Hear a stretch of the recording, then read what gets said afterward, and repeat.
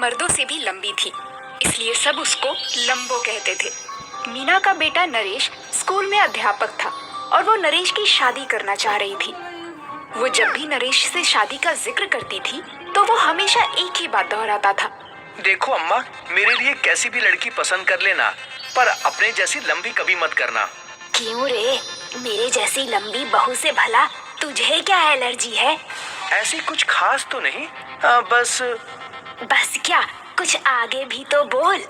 बस मैं नहीं चाहता कि घर में जिराफ जैसी टांगों वाली बहू आए। मीना नरेश की इस बात को सुनकर हंसने लगी। क्यों रे, माँ पर बोली मारते शर्म नहीं आती तुझे? नाराज ना हो अम्मा, मैं तो बस मजाक कर रहा था। तुम्हें जैसी बहू पसंद हो वैसी ले आना, मैं तुम्हारे सामने कभी चू भी नहीं करने वाला। कुछ दिन बाद मीना बाजार जाती है और वहाँ उसे उसकी एक बहुत पुरानी सहेली मिल जाती है।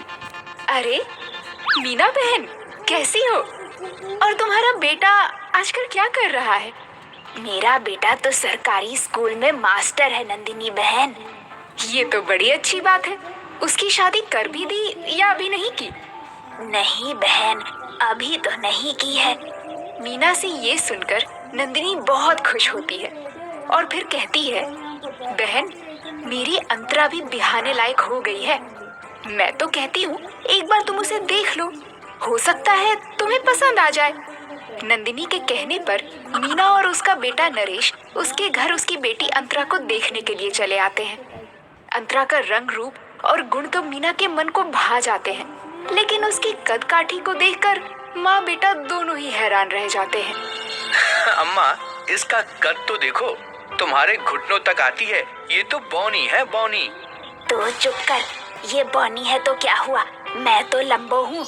लंबी सास बौनी बहू, खूब जोड़ी जमेगी हमारी। इस तरह नरेश के विरोध करने पर भी मीना अंतरा से उसकी शादी करा देती है और बहू घर आ जाती है। मीना की बौनी बहू को देखकर नरेश के यार दोस्त और उसके पास पड़ोस के लोग खूब मजाक उड़ाते हैं। फिर एक दिन उसके चाचा गोविंद और चाची आरती उनके घर आते हैं। क्यों भाभी, ऐसी क्या आफत आ गई कि आपने नरेश की शादी कर दी और हमें पता तक नहीं लगने दिया? हम सगे चाचा चाची हैं इसके, कम से कम हमें तो बुला सकती थी आप।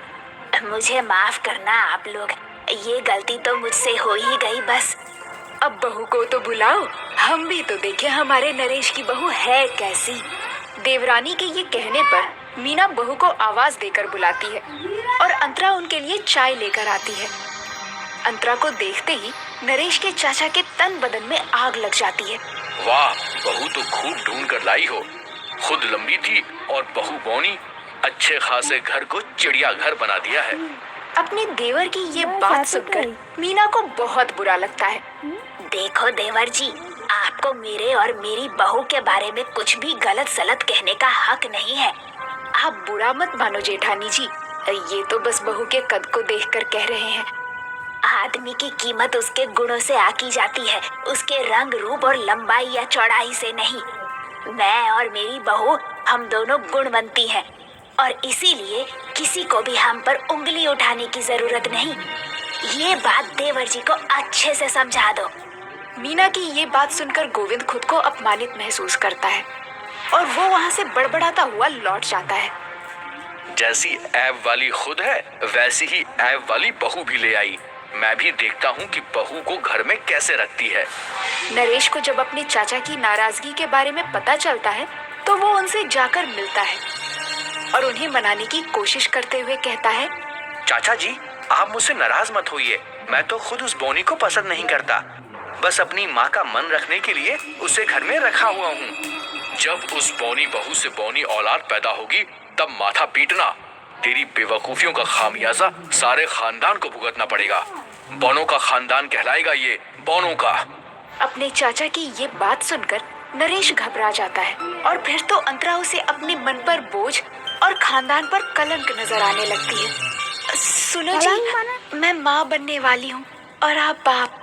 बौनी कहीं की, बौना बच्चा पैदा करके समाज में मेरी नाक कटवाएगी। चल दूर हो जा मेरी नजरों से। नरेश की इस बात पर अंतरा रोने लगती है और तभी मीना वहाँ आ जाती है। क्यों रे, बहू को किस बात पर परेशान कर रहा है? मुझसे क्या पूछती हो, इससे पूछ लो। अब इस घर में या तो ये बॉनी रहेगी या फिर मैं। नरेश की ये बात सुनकर मीना को बहुत दुख होता है। अंतरा उसे सारी सच्चाई बता देती है और फिर मीना नरेश को समझाती है। देखो बेटा, मैं बहुत लंबी थी मगर फिर भी तुम्हारी लंबाई अपने पिता जितनी है, तो फिर तुम ये कैसे कह सकते हो कि अंतरा बौनी है तो इसका बच्चा तुम्हारी हाइट का ना होकर बौना ही पैदा होगा। मगर बौना पैदा नहीं होगा, इसकी तो कोई गारंटी नहीं है। ये कहकर नरेश वहाँ से चला जाता है और उस दिन के बाद अंतरा की तरफ देखना तक छोड़ देता है। अंतरा अपनी सास के सहारे किसी तरह दिन काटने लगती है। फिर जैसे ही डिलीवरी का समय नजदीक आता है तो एक दुर्घटना घट जाती है। अचानक ही अंतरा गीले फर्श पर फिसलकर गिर जाती है। अम्मा, बचाओ, जल्दी आओ, अम्मा। बहू के चीखने की आवाज सुनकर मीना दौड़ते हुए आकर उसे संभालती है और फिर तुरंत अस्पताल लेकर जाती है। आप इन्हें सही समय पर अस्पताल ले आई, इसके लिए जच्चा और बच्चा दोनों सही सलामत है। मुबारक हो, आप एक पोते की दादी बन गई हैं।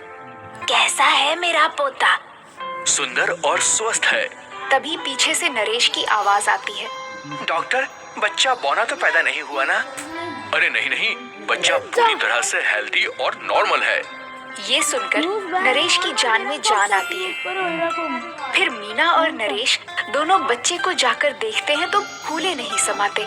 नरेश अंतरा से माफी मांगते हुए कहता है, अंतरा, मैं बस अपने वहम में पागल हो गया था और इसलिए तुम्हारे बारे में गलत सोचता रहा। अब मेरी सोच बदल गई है, इसलिए हो सके तो प्लीज मुझे माफ कर देना अंतरा।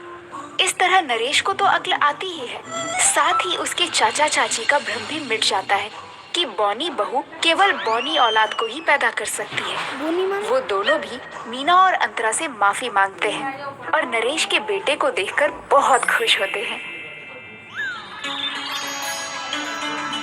पारुल एक बहुत ही लंबी लड़की थी। उसकी लंबाई के कारण उसकी शादी कहीं नहीं हो रही थी। क्या जरूरत थी लड़की को कराटे सिखाने की? कसरत कर कर के इतनी लंबी हो गई है कि कोई भी लड़का शादी के लिए तैयार नहीं होगा। अरे तो ना करे ना, वैसे भी कोई भी लड़का अपने बराबर की लड़की के साथ शादी क्यों करेगा? सबको तो अपने से कम बीवी चाहिए, चाहे वो लंबाई हो या कमाई। वो दिन भी आ ही जाता जब फौज में काम करने वाले कमलेश को पारुल पसंद आ जाती है और दोनों की शादी हो जाती है।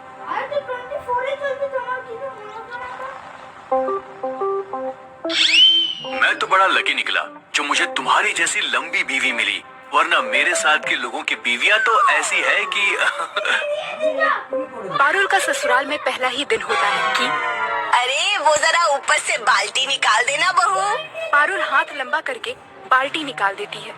अरे भाभी, जरा ये पर्दा लगा दो। पारुल, जरा जाला निकाल कर पंखा साफ कर दो। अब तो पारुल को लगने लगा कि उसकी लंबाई का फायदा उसके घर वाले छोटे छोटे काम के लिए करने लगे हैं कि पड़ोस की रजनी बहन आ जाती है। अरे मधु बहन, जरा अपनी बहू को बोल दो कि मेरे साथ मेरे घर चल चले। वो बच्चा मेरा छत के ऊपर चढ़ गया है और सीढ़ी दिखाई नहीं दे रही है। जरा हाथ लंबा करके उसे नीचे ले आए। पारुल अब आस पड़ोस के घर भी जाने लगी। एक दिन वो किसी की मदद करके घर वापस आई कि उसके कान में सास की आवाज आती है। बहू ना हुई सीढ़ी हो गई। लोग मांगकर ऐसे ले जाते हैं कि हम लोगों ने कोई अजूबा पाला हो। भैया खुद तो चले गए फौज की नौकरी में, घर में छोड़ गए। पता है माँ, कितना बुरा लगता है इनके साथ बाजार जाना। मैं तो कोई ना कोई बहाना बना लेती हूँ। बाहर खड़ी पारुल को ये बात सुनकर काफी दुख होता है। वो चुपचाप अपने कमरे में चली जाती है। शाम को किचन में चाय बना रही होती है कि ड्राइंग रूम से उसे अपनी बुआ सास की आवाज आती है। अरे मधु, मेरे बेटे की शादी है, जरूर आना। हाँ हाँ जरूर, क्यों नहीं आएंगे, पूरे परिवार के साथ आएंगे।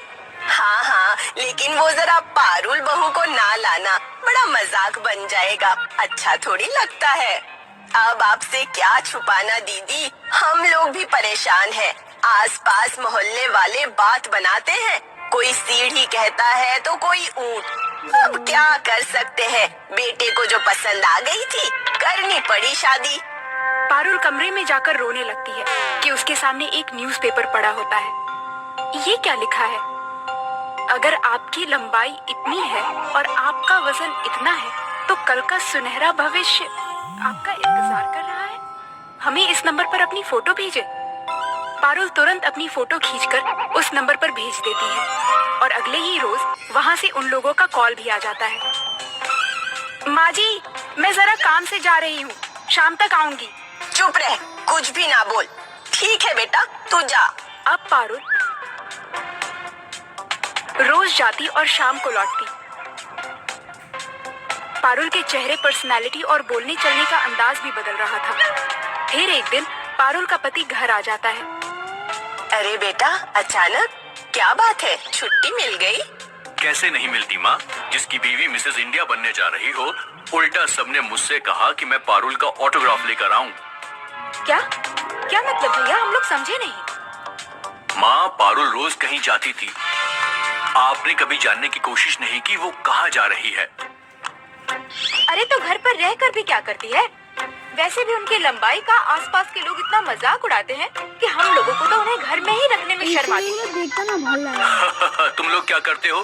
ग्रेजुएशन में 4 बार फेल हो चुकी है तू। तुझे शर्म नहीं आती? जब हर साल हम लोगों को यही बोलते हैं कि तू अभी भी कॉलेज में ही पढ़ रही है। चुप कर बेटा, बीवी के लिए बहन का मजाक बना रहा है। शर्म नहीं आती तुझे? नहीं आती माँ, मैं फौज में देश की सेवा कर रहा हूँ और यहाँ देश के लोग मेरे ही परिवार का मजाक बना रहे हैं।